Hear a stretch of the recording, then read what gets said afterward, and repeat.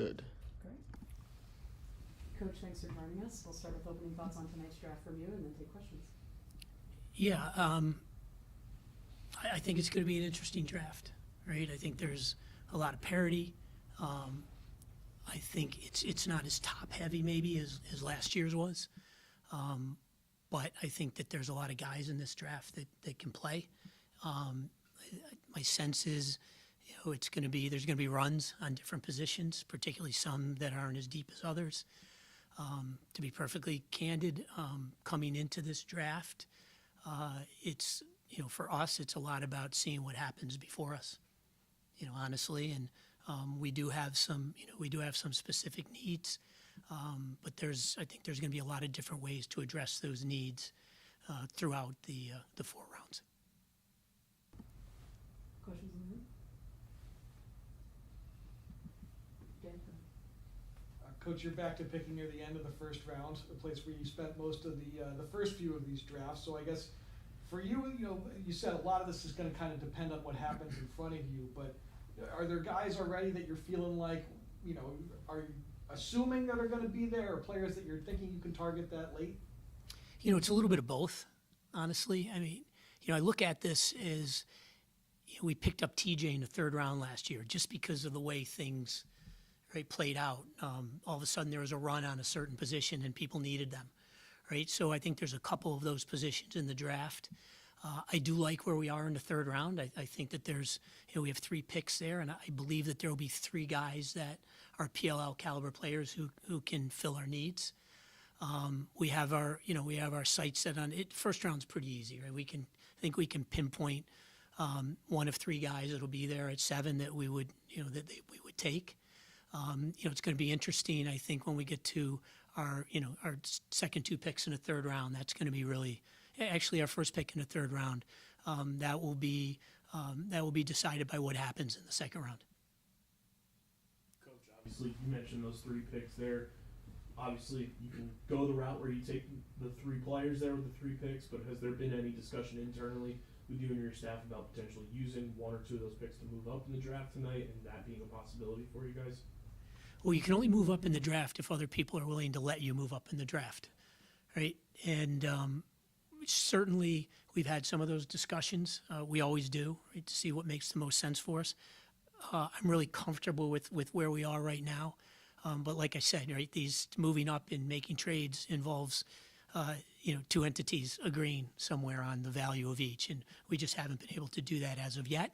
Some guys have said they were going to wait right until draft day, and we'll see what happens there. But some of the things that happen, even if we're not involved in them, could impact very much what's available for us come that 3rd round. Which one of your positions in need is going to be goalie, following Kyle's retirement. You have Krebs on the roster, but I think he's the only goalie on the roster right now. Mm-hmm. Goalies tend to go late. So, for somebody who might be looking to pick up a goalie, is it hard for you to say, we need to do it now because they might go? As you said, there might be runs on positions, or is that something where, hey, this position usually goes late, we can wait on a goalie? We've gone back and forth on it, obviously, and we've watched all of these goalies closely this year. There's 4 or 5 guys in this draft that, going into the season, people projected as being PLL goalies. If they haven't had as great a year, there's reasons besides the fact that it's like you don't all of a sudden become a bad coach, you don't all of a sudden become a bad goalie, right? So some circumstances could impact that. If we get to a certain point and there's not the goalie that you would value in the first couple rounds, I think we're willing to wait. Either way, and we also, people forget the fact that Brendan Krebs took us to the finals last year, and he improved dramatically in those last 5 games of the year. And if you ask the guys who play in front of him, they're going to tell you that they think he's a really good PLL goalie. So, it depends on what we've done and what need we've fulfilled at that time and what other people do.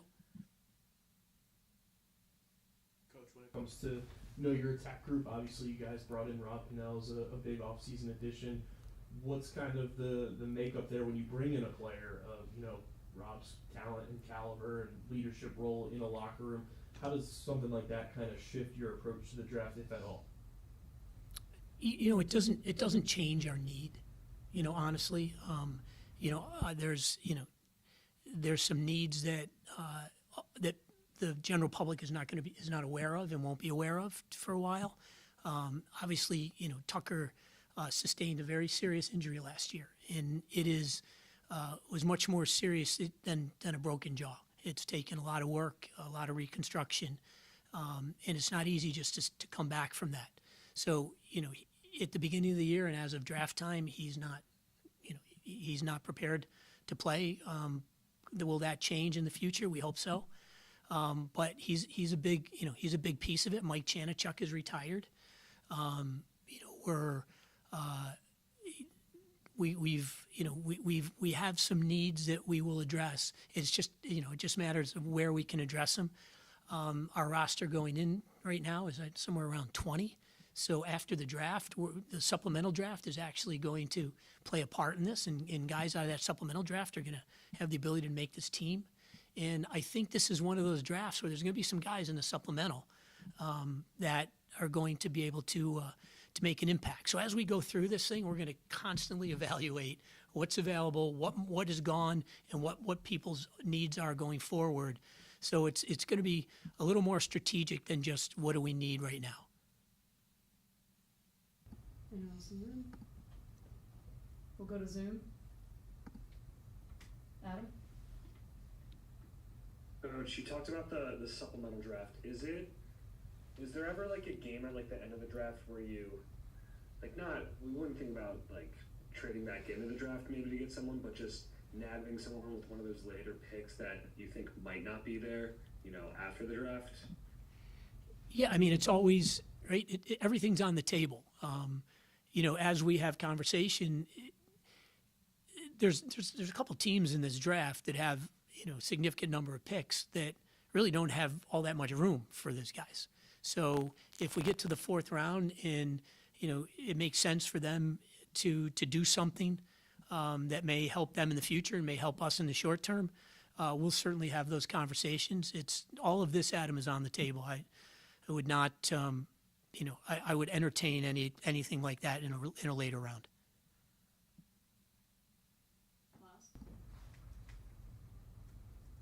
Coach, you mentioned your third-round draft picks that you have. You have 3 this year, and you mentioned kind of talent that goes later in the draft. You picked up T.J. Malone in the 3rd round in 2024. Colin Squires was in the 3rd in 2021. What goes into kind of assessing those potential candidates in the later rounds, and is there something that you like to see out of those guys? Well, you got to remember, this has changed dramatically in the last couple of years because we had those couple of years where there was COVID, and you really didn't have the quality of talent in the 3rd round that you have now. I mean, you look at who's still in the league from some of those early drafts during COVID. It's a small sample size, right? But now there's guys in the 3rd round and 4th round that are PLL caliber impact guys that just weren't there a couple of years ago. So it's not as much for us about the evaluation. It's just the fact that the pool is deeper and more talented, because of the change and the fact that, guys aren't getting extra 5 and 6 years. That's kind of run its course for the most part. Other questions on Zoom? Danica? Anyone else? Thanks, Coach. Good. See you tonight. All right. Yeah, I'll be there.